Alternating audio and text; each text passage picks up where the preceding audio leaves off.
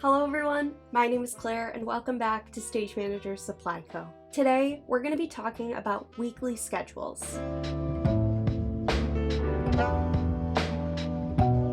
Welcome back everyone. Today, we're continuing our scheduling series by looking at various types of weekly schedules that we can create in Word. But before we get into any schedule creation, I would first like to say that Black Lives Matter, and that I am creating this content on the traditional lands of the Peoria, Potawatomi, Kickapoo, Miami, and Sioux tribes. We always start our videos acknowledging the inequitable history and landscape of the United States, including but never limited to the fact that we are a country built on stolen land and developed on the backs of slaves. Stage Manager Supply Co. is my own attempt to bridge generations of systematic racism and oppression by making stage management arts education much more accessible. Today, I would like to highlight the Marsha P. Johnson Institute. The Marsha P. Johnson Institute protects and defends the rights of Black transgender people. They do this by organizing, advocating, creating an intentional community to heal, developing transformative leadership, and promoting their collective power. If you would like to support the Marsha P. Johnson Institute, you can find the link to their website in the description of this video. Next, this channel is made to give you all the tools you need to develop your own stage management vault for free. However, if you would like to support the ACLU and this channel, all the documents that we're going to create today will be up on my Etsy shop for purchase. Either way you choose, we're going to end with the same beautiful weekly schedules. Finally, as I always say, this is my own personal stage management style of developing a weekly schedule. We're going to look at 5 very different schedule documents today that have all come from different mentors and people in my life who have extremely different styles. If you like to set up your weekly schedules in a way that wasn't mentioned in this video, please leave a comment down below letting me know how you set up your documents. So before we get into creating our weekly schedule templates, I want to mention that I'm going to be moving through the creations of these documents pretty quickly. That being said, if you haven't already watched my base templates, contact sheet, or production calendar video, I highly recommend that you watch those videos first. In those videos, I provide you with a foundational knowledge of Word that is going to be intrinsic to creating our documents today.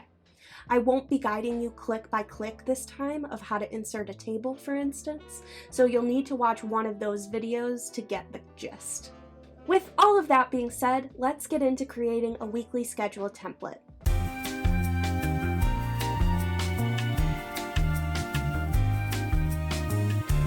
To get started, we're going to create a weekly schedule for a production that is only occurring in one venue, not a touring production, and then we're going to create a weekly schedule for a touring production.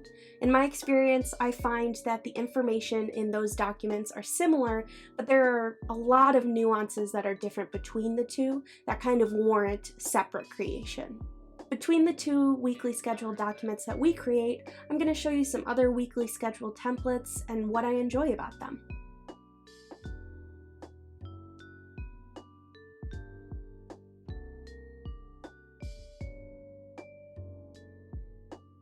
To create our weekly schedule document, we're first going to open the production folder, open our templates folder, copy the Word template, which we created in our base document template setup video.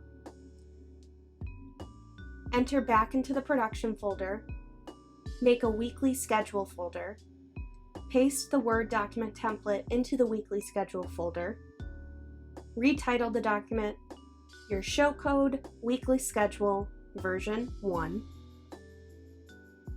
open the document, make sure paragraph markers are on, enter into your header and make your document title Weekly Schedule. Make your subtitle the week of, and then whatever dates you're using for your weekly schedule. Then we'll scroll down to the footer, make sure everything looks okay there, and add in subject to change in the center cell of our footer. Then we'll insert a 4-column by 3-row table. If you're confused by anything we did up until this point in the video, please go back and watch either my contact sheets or production calendar video for more clarification. Now that we've inserted the table into our document, we're going to write in our headers. Our first column is going to be for the day of the week, Monday through Sunday. While we're going to use the column to delineate what day of the week it is, we're going to use a row to delineate what day of the month it is. You'll see what I mean more as we continue formatting this document.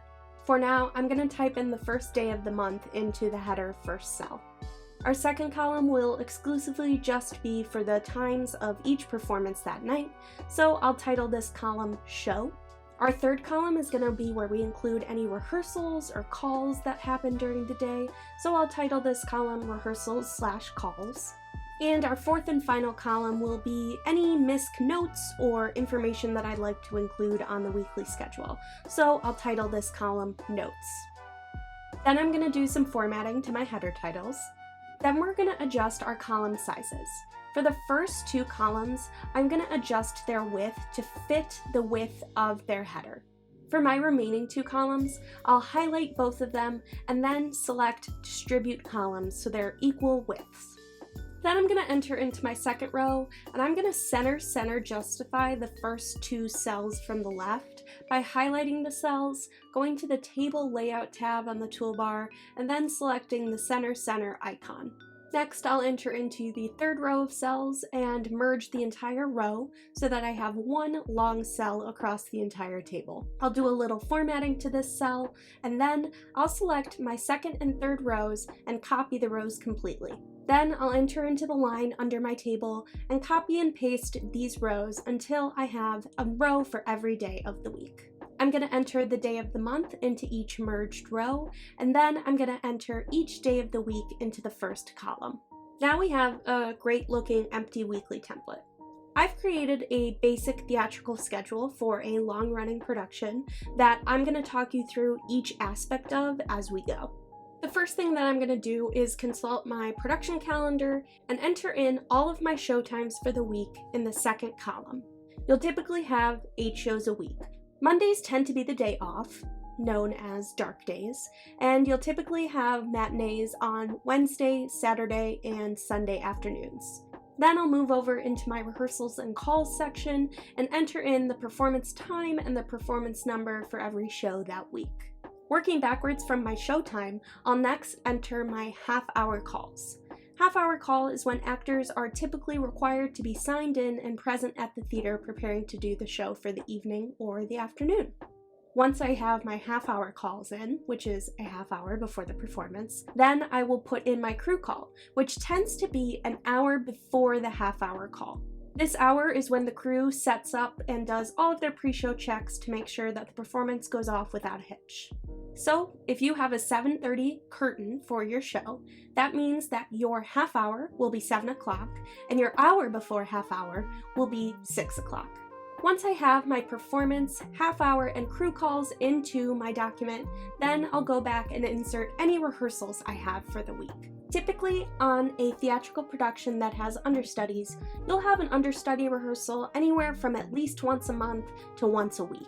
This all depends on the specific show you're working on and the specific contract that you're working under. But for this week, we'll just say that we have an understudy rehearsal on Thursday from 1 to 5 p.m. Finally, I'll move into the notes column and insert some special events that are happening this week. On the show's dark day, which is Monday, the theater is going to be having a charity event that will be using the backstage area. So I'll put that information in the calendar so that cast and company members know that people outside of the production will be backstage. And then I'll also include on Saturday that we'll be doing an archival recording of the production.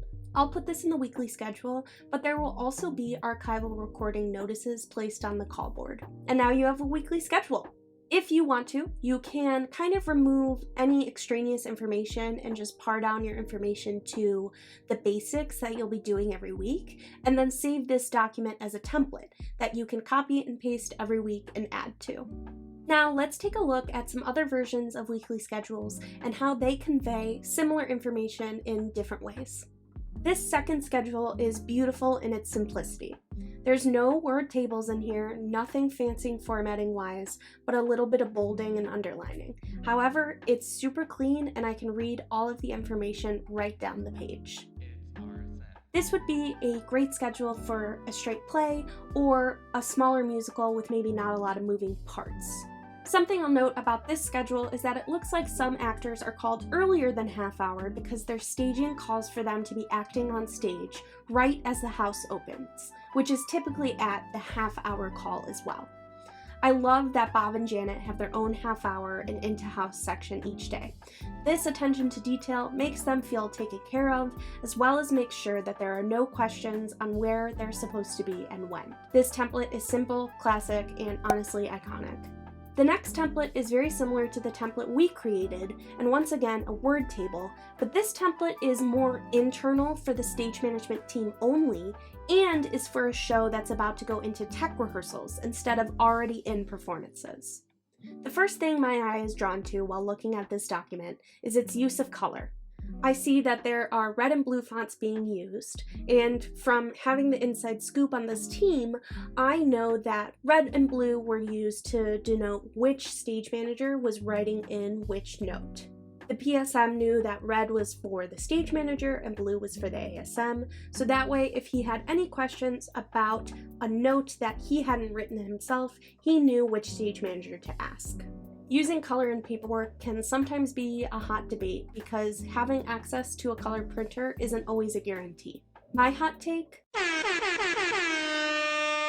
is that if you have capabilities to print in color every day, then go for it. However, even if I have access to a color printer, I tend to make most of my paperwork in black and white so that, God forbid, anything happened to the color printer or it's not working, I don't lose any systems or coding based on color that could be really vital to that document. I also really enjoy that the notes column in this document has notes about the progress of load-in and other programming sessions happening concurrently to rehearsal. Maybe the director wants to go pop over on their lunch break and check how the progress of load-in is going. Having this information on your weekly schedule allows you to answer those questions from the director when they ask, "What's happening at the theater right now?" Having knowledge of your whole production outside of the rehearsal room can only benefit you and make you stronger as a stage manager. Finally, our last template conveys the same information once again, but in a new format. I love how each day has its own specific box, and the bold choice of Garamond. What I want to highlight on this weekly schedule is that we have a cast replacement for the last couple of days of the process. You can see that on Tuesday, Noam, a Stage Manager Supply Co. creative team member, is having an understudy rehearsal to replace Jonathan, another Stage Manager Supply Co. creative team member. On Thursday, Jonathan's last performance day, Claire, the director, and also me, we'll do a partial rehearsal with Noam and some of the cast. On Friday afternoon, Noam will have a put-in rehearsal with full technical elements. And on Friday night, Noam will make his debut. How exciting!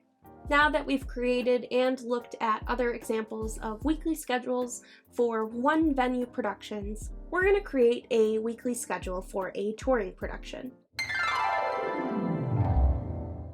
The main difference in a weekly schedule for a touring versus a non-touring production is that we're going to include all of our travel and geographical information into this weekly schedule. You can also adjust and utilize this template for a non-touring production as well. However, I found that this schedule worked best for me on the road to see what states I was going to be in each week, when I was traveling overnight, and when I was going to have a day off or a stopover day.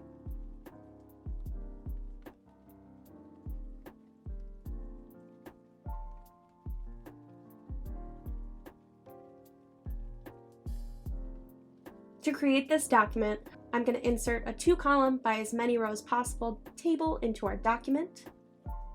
We're going to need one more row in this table for the title, so I'll click into any row in the table, select Table Layout, and the Insert Above or Below button to add one more row. Once we have our table in our document, I'm going to enter back into my header and footer to click and drag and resize each header and footer table to the width of the page. Then I will distribute columns for each table so that each cell is the same width. I have pre-made a kind of nightmare of a one-nighter / two-nighter schedule that I have toured through before. As we did for our non-touring production, I'll talk you through what each call means, and I'll copy and paste that in as we go. I'm going to enter into the first row of my document table and merge the cells so I have one row across the top of the table. This first cell is where I'm going to put the performance week, the performance week number, and the states or countries that we will be traveling through. In the second row of the left cell, I'll type in the full date followed by the city that we'll be performing in that day. So for the first row, it will read Monday, July 27th, Lima, Ohio. Then I'm going to format this whole row because I know that the right cell will also be a day header.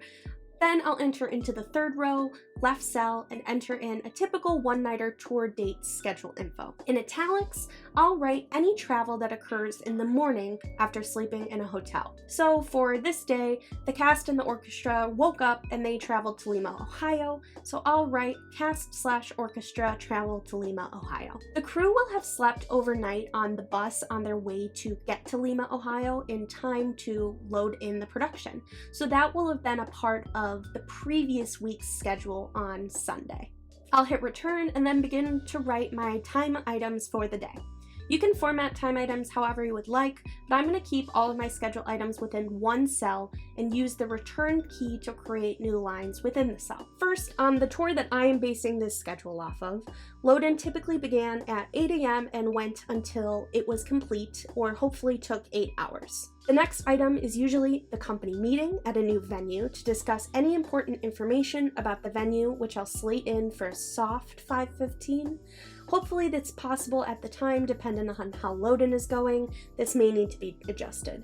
If all goes according to plan, immediately following the company meeting will be a sound check at 5:30, where there are certain sections of music and dialogue that the company will perform to check sound levels and to make sure sightlines of the conductor work in each venue.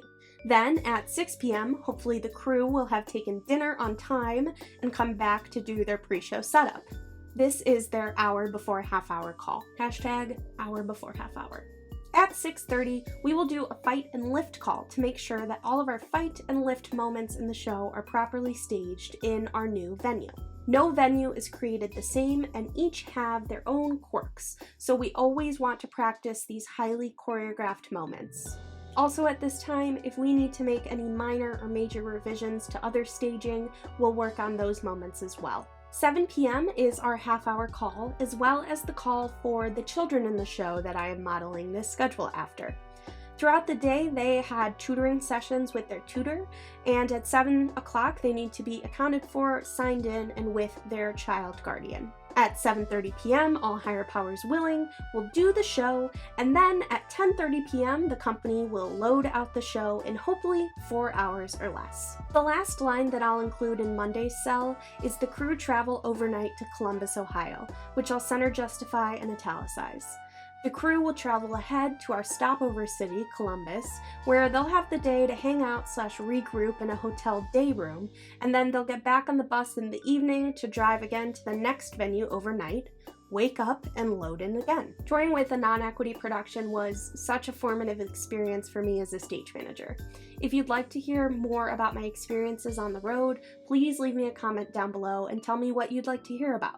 So now I'm going to finish up copying and pasting all of my weekly schedule info into the document, and now we have all of our content into our cells. What I'll quickly fix formatting wise is making the 2 cells to the right of our travel day cells part of the cell above it by highlighting those 3 cells and then removing the interior borders. So when you print or PDF, it looks like that Friday is all one day. Make sure you save your document, and then with that, we have a touring production weekly schedule. Congratulations! You now have 5 new weekly schedule templates that you can use for your future productions. If you have any questions or would like to share how you create your weekly schedule documents, please leave me a comment down below. Again, if you would like to signal boost or support the Marsha P. Johnson Institute, I have the link to their website in the description of this video. And if you liked this video, please make sure to like, subscribe, and click the bell icon so that you'll be notified whenever I post a new video. Thanks so much for watching, and I'll see you on the next one. Bye!